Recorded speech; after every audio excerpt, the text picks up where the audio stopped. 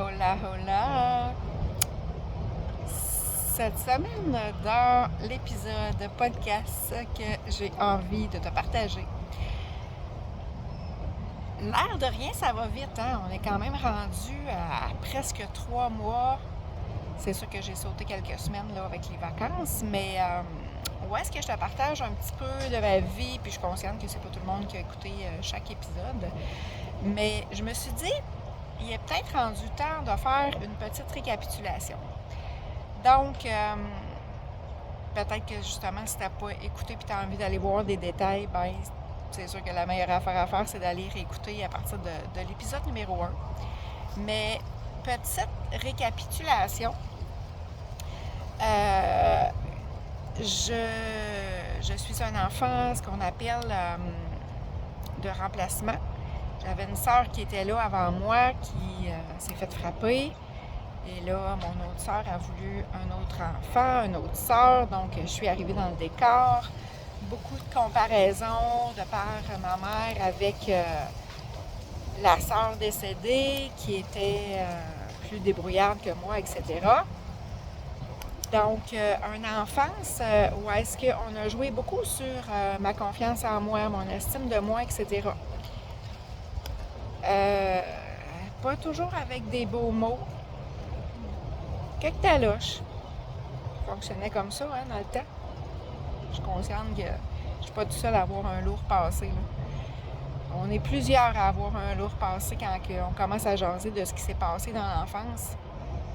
Puis, j'ai peut-être envie de rajouter que souvent, on se dit que ça fait partie du passé, qu'on met ça par en arrière, puis qu'il faut avancer. Mais les blessures restent là. Et c'est souvent le fait qu'on les guérit pas qui nous ramène des situations actuelles dans nos vies d'adultes. Que quand on s'assied puis qu'on réfléchit à tout ça, on peut trouver des similitudes et que quand on comprend que d'aller nettoyer, guérir la racine, c'est là où est-ce qu'on va faire en sorte de se guérir et de changer notre vie. C'est le but de tous ces partages-là que je fais dans mes épisodes, soit dit en passant. Et donc, enfance qui s'est déroulée comme ça. L'adolescence aussi, ça a été moins pire quand je suis partie en appartement. Mais il y avait quand même des paroles là, qui venaient me chercher. Mon père qui est décédé quand j'étais dans la jeune vingtaine, qui a été un des pires drames de ma vie. Autre que ça, s'en est suivi évidemment la dépendance affective, la boulimie. Et c'est là où est-ce que j'ai commencé à faire un cheminement de croissance personnelle pour quand même guérir des blessures. Guérir plusieurs blessures, on va dire. Puis, grâce à ça, j'ai quand même eu un autre stretch de vie qui s'est quand même super bien passé. J'ai 25 ans là, à partir de la vingtaine, je vais dire début vingtaine, où est-ce que j'ai même demandé un break et que j'ai pu profiter de la vie malgré qu'il me restait des poches, des patates dans mon sac à dos. Après ces épisodes-là, je te parle de toutes mes passions, tout ce qui a fait partie de ma vie d'adulte, où est-ce que j'ai pu profiter de la vie de façon en simplicité volontaire, comme je le dis souvent. Donc, passion de voyage, de camping, de moto, des animaux, etc. Encore là, j'ai fait un épisode pour chaque... Attendez-moi un petit peu, on croise un petit pitou, fait que je veux pas que Pink aille à le rejoindre. Donc, c'est ça. Un autre... plusieurs épisodes où est-ce que je te parle de mes passions, un épisode par passion, ou peut-être plus, comme dans le cas des animaux, ça a fait partie de ma vie pendant 25 ans. On s'entend que 20 minutes n'est pas suffisant pour en parler. Fait que c'est ça.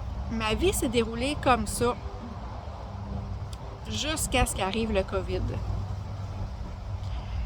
Et c'est là qu'il s'est passé un changement de situation. Mais avant d'entrer dans justement le vif de ce sujet-là, je vais terminer ce podcast-ci en te parlant des 3 années qui ont été, pour beaucoup de monde, pas pour tout le monde, mais quand même pour beaucoup de monde, difficiles. Ce fameux COVID, les règles. Moi, personnellement, je suis pas vaccinée. Là où est-ce que ça a commencé, c'est que quand on m'oblige à quelque chose, je veux rien savoir. Et là, inconsciemment, je le sais maintenant, mais à ce moment-là, ce que je revivais, c'était mon enfance, où est-ce que ma mère m'obligeait à faire telle chose. Et j'ai tellement compris des choses pour avoir entamé l'autre stretch de croissance personnelle dans laquelle je suis toujours, parce que j'ai tellement obtenu une liberté émotionnelle. Mais pour te décrire aussi cette période-là de ma vie, comme tout le monde, quand ça a commencé, on y a cru.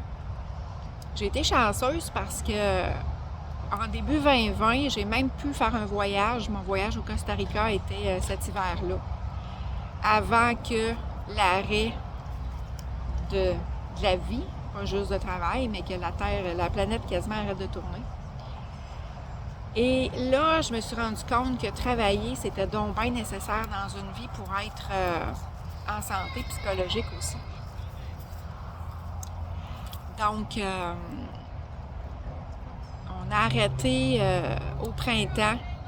Ça a vraiment été difficile. Si vous êtes propriétaire d'animaux puis que vous repensez à ça, vous voyez très bien qu'est-ce que je veux dire.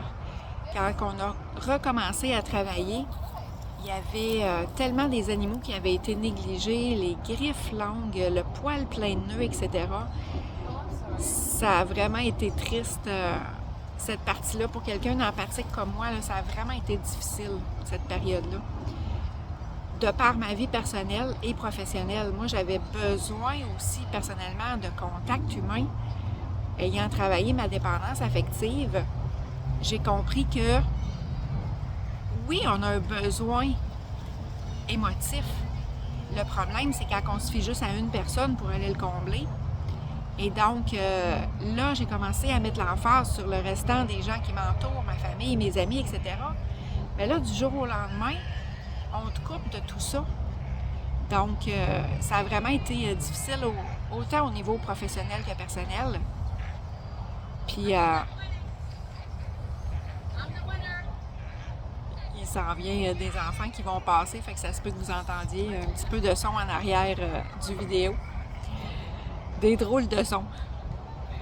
Fait que difficile au niveau personnel, professionnel, puis je me souviens tellement, là, dans ce temps-là, tu sais, beaucoup de monde disait il faut en profiter justement pour revenir à soi, le retour à soi, apprivoiser la solitude, etc.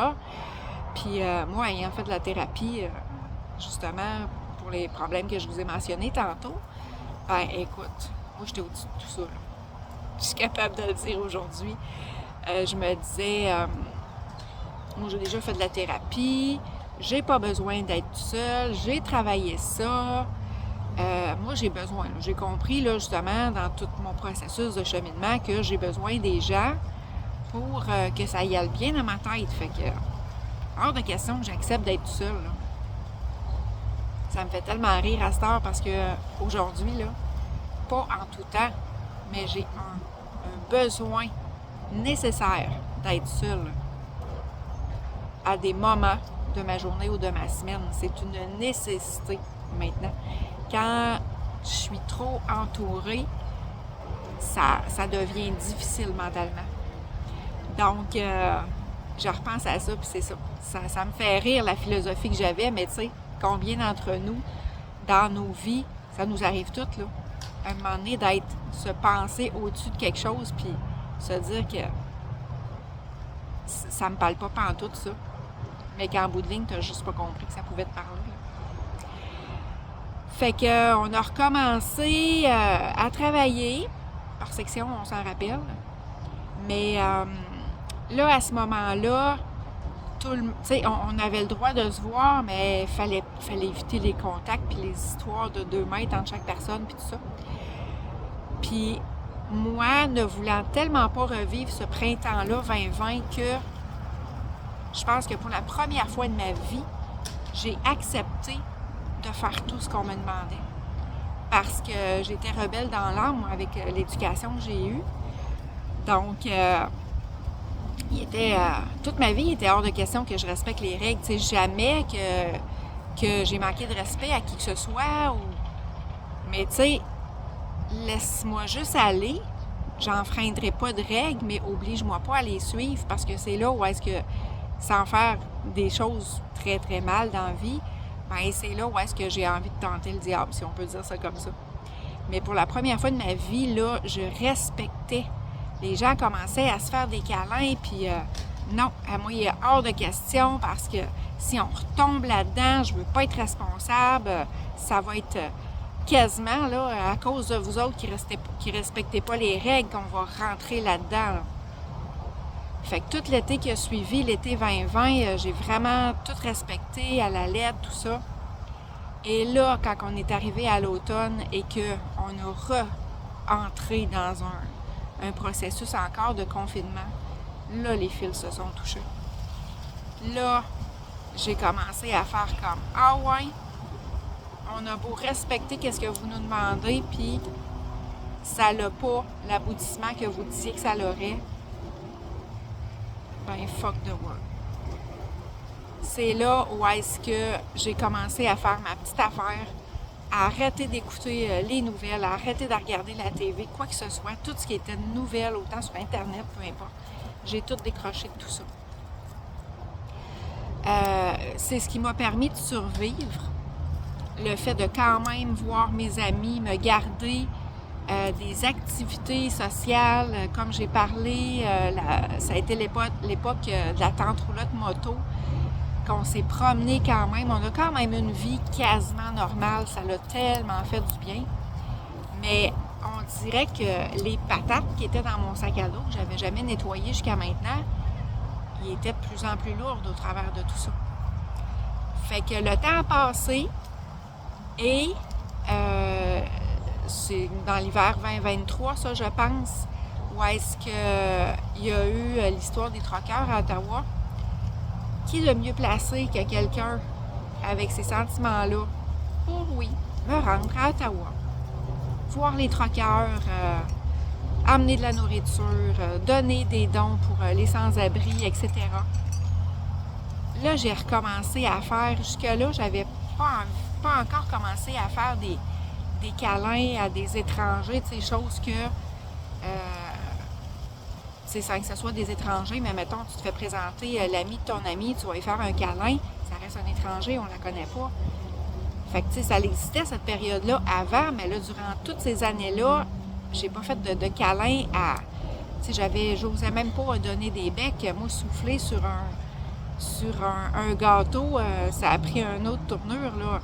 J'étais quelqu'un aussi qui, sans être extrémiste, mais qui pensait à cette histoire-là de propagation de microbes. Moi, tu m'emmenais dans un buffet chinois, jamais que j'allais manger avec mes doigts après avoir touché les cuillères que tout le monde prenait dans le buffet. Là. Moi, j'étais excessivement dédaigneuse. Donc, imagine que ça a pris de l'ampleur avec cette histoire-là. Puis quand que je suis allée à Ottawa, de recommencer à faire des câlins en quantité industrielle à des gens que je connaissais même pas, ça l'a tellement fait du bien. Ça a été le début de cette guérison-là qui a commencé. J'étais allée 2 fois. J'aurais voulu y aller plus souvent, mais les circonstances ne s'y prêtaient pas. Donc, je les suivais quand même. Je regardais tout ce qui avait rapport à ça. Jusqu'au jour où j'étais pas là, cette fin de semaine-là, où est-ce que les policiers ont réussi à tout démanteler et que ça l'a pris fin. Autant qu'il y avait eu un début de guérison qui s'était fait à ce moment-là, autant que là, les fils se sont touchés. Puis j'avais un pied dans la dépression. C'est pas nécessairement la première fois que ça m'arrivait, Mais à cette ampleur-là, puis à cette heure que je sais l'ampleur des mots aussi, j'avais commencé à dire, c'est pas vrai que je vais rester là-dedans parce que je vais aller me pitcher en bas d'un pont. Je le pensais pas, mais je le répétais assez souvent quand on sait que le cerveau enregistre nos paroles. Je crois fortement que c'est ce qui aurait fini par arriver. Fait qu'à ce moment-là, j'ai dit à mon chum, moi, c'est pas vrai que je vais continuer de vivre ça. Donc, je vends tout et je m'envoie à la recherche d'un endroit où est-ce qu'on peut à nouveau être libre. Dans le processus qui a suivi, le monde me considère souvent chanceuse dans la vie que je mène aujourd'hui. Mais c'est pas de la chance, je l'ai créée. La seule chance que j'ai, que je dis toujours, qui est une chance en quelque part, c'est que mon mari m'ait suivi. Parce que quand j'y en ai parlé, c'est moi, je fais ça. Toi, qu'est-ce que tu fais? Est-ce que tu rachètes la maison? Est-ce que tu veux qu'on la vende puis qu'on split? Ou tu veux partir avec moi? Mais dans ma tête, c'était énorme. Qu'est-ce que je faisais, ce move-là? J'étais loin de penser qu'il allait dire « je pars avec toi ». Puis quand je dis que c'est la seule chance que j'ai, c'est qu'évidemment que j'aurais pas fait tout le parcours que j'ai fait sans lui, là. J'aurais jamais fait le tour du Mexique tout seul, là. Fait que c'est la chance que j'ai eue qui ait suivi. Et à ce moment-là, c'est là qu'on a commencé à faire des travaux, mettre la maison ça coche, commencer à me débarrasser de tout ce qu'il y avait dans la maison presque. J'ai donné des choses à mes amis, j'ai essayé de vendre des choses, j'ai été donner d'autres cossins aux itinérants, aux gens dans le besoin. J'ai tout fait en sorte que la maison soit prête quelques mois plus tard à être mise en vente. Et là, on a commencé par Proprio Direct. On n'a pas eu nécessairement une belle expérience. C'est pas qu'il y a eu de quoi de négatif, mais c'est juste qu'on a eu 0 succès dans quand même plusieurs mois. Et moi, c'était clair dans ma tête que quand arrivait l'hiver suivant, j'allais partir. Donc, commencer à aviser la clientèle aussi. L'été a passé, on a quand même profité de l'été, on n'a pas tant eu de visites. Puis là, vers la fin de l'été, là, je commençais à fatiguer, là. Il faut qu'il se passe quelque chose. Fait que là, on a cancellé Proprio Direct et on a demandé à un agent. Écoute, à partir de là, ça a été vraiment super rapide. Première ou deuxième visite qui sont venus, c'est eux qui ont acheté la maison. Ça a quand même été un long processus par après pour ce qui est de mettre la maison comme ça coche. Pas physiquement, mais il y a eu un petit problème au niveau de l'eau. On avait un puits. Donc, on a dû résoudre cette histoire-là. Mais de par les tests d'eau qui devaient être potables, ça nous a retardé un petit peu. Mais, tu sais, au moins, les acheteurs étaient sérieux, puis tout ça. Un beau petit couple que, selon la maison que j'avais, je me disais tellement que c'était le match parfait par rapport à ma maison que je l'avais acheté de façon temporaire, mais je l'ai tellement mis à mon goût que c'était mon petit cocon, là. Donc, ça a été... On a passé chez le notaire le 30 novembre et on a remis les clés au nouvel acheteur le 30 novembre. Puis là, sur la roulotte pick-up, évidemment, qu'on avait des pneus d'été. Donc, on pouvait pas, tu sais, on aurait pu demander une dérogation, là. Mais nous autres, notre limite, c'était ça. De quitter, de ne plus être au Québec le 30 novembre. Donc, aussitôt qu'on a remis les clés au propriétaire, la maison était barrée. Merci, bonjour, tout était vidé de nos choses. Fait qu'il restait juste à rembarquer dans le pick-up et à partir. Un petit bout stressant, vu qu'on n'était pas vaccinés, on ne savait pas si on allait être capable de traverser les lignes. Ça se serait pu qu'on ait fait tout ça pour arriver aux lignes, puis se faire revirer de bord, puis être bredouille parce qu'on n'était pas vaccinés et on ne pouvait pas traverser, là. Mais je me disais, je mène une bonne vie, c'est sûr que ça va bien aller puis qu'on va traverser. Et c'est ce qui est arrivé.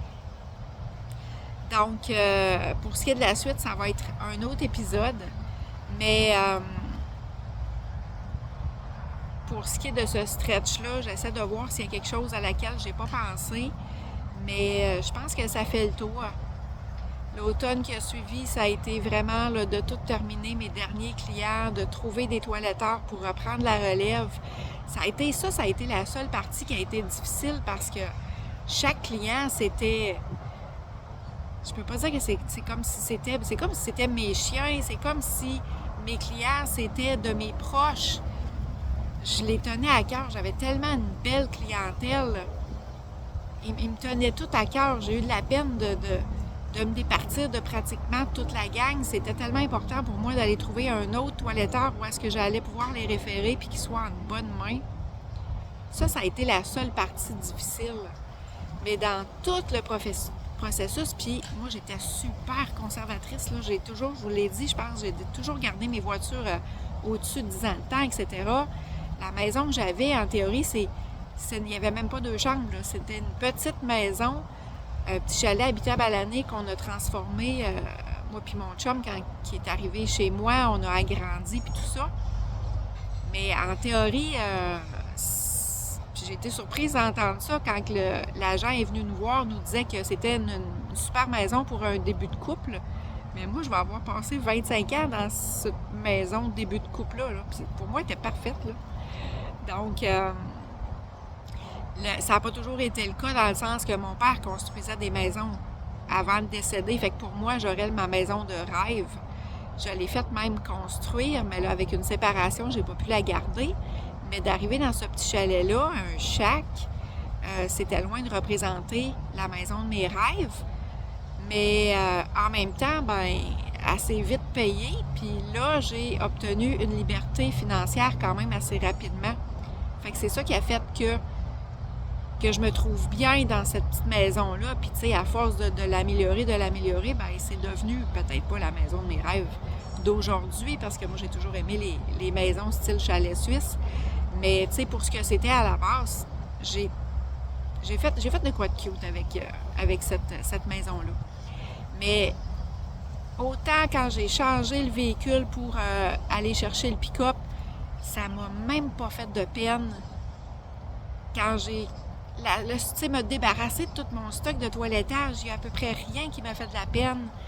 Quand j'ai barré, la seule émotion que j'ai eue dans la maison, même à me départir de tout ce qu'il y avait dedans, je me comprenais pas, j'étais comme pas moi, là.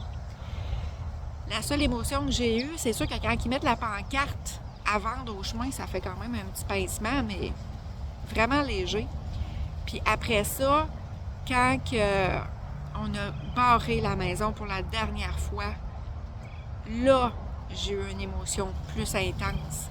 Mais tu sais, ça s'est passé vite, là. Puis là, il y a une histoire de Saint quoi, donc? Une statue de Saint quelque chose que tu enterres dans terre quand tu vois que ta maison, elle veut pas se vendre. Je sais pas s'il y en a qui ont déjà entendu parler de ça. Mais durant tout l'été, je voyais que ça fonctionnait pas. Puis rendu à la fin de l'été, je faisais comme, non, tu comprends pas, là. Moi, il faut que je parte, là. Il faut trouver un acheteur, là. Fait que j'étais prête à tout. Fait que là, on commence à jaser de ça avec du monde, puis qu'ils me disent, va te chercher une statuette de Saint, je sais plus trop qui, tu l'enterres en avant de la maison, tu vas trouver un acheteur. Ben, je sais pas si ça marche vraiment, mais écoute, ça s'est comme vraiment concrétisé, là. L'acheteur est arrivé pas longtemps après, mais moi, j'allais oublier cette statuette-là. Et le jour qu'il fallait aller chez le notaire, un flash commence à creuser le devant de la maison pour essayer de trouver la statuette et je ne l'ai jamais retrouvée. On est arrivé en retard chez le notaire pour dire au jeune couple, là, expliquer le retard et de dire trouvez-la parce que ça peut vous porter malheur si elle reste là, vous la trouvez pas. Donc, écoute, petit fait cocasse avant de... Fait que, tu sais, on s'entend-tu que le moment de tristesse a été remplacé par ça, qui est devenu un moment de stress, de retard chez le notaire. Puis après ça, d'embarquer dans l'auto, dans le pick-up pour après ça aller traverser les lignes. Et qu'après ça, ce n'est qu'un sentiment de soulagement et de se sentir que oui, je fais la bonne chose. Donc, toute qu'une péripétie. Fait qu'avec ce petit dernier stretch-là, je pense que ça fait le tour de cette partie COVID-là on a tous trouvé ça difficile. Fait que j'ai pas tant envie de rentrer dans plus de détails que ça. Juste comme je viens de le faire, c'est parfait. Et à partir de là, dans les prochains épisodes, là, je vais te parler de vraiment mon mode de vie, comment est-ce qu'il a été créé à partir de ce jour-là. Donc là-dessus, je te souhaite une excellente journée et au plaisir qu'on se rejase bientôt. Comme toujours, like, partage, tag des gens à qui mon message d'espoir, de changer de vie, d'améliorer sa vie, quoi que ce soit, peut parler. Ben, c'est ça. Je l'ai fait, tu es capable de le faire. Les gens qui veulent le faire sont capables de le faire aussi. On continue d'essayer d'inspirer les gens. Sur ce, je te souhaite une excellente journée.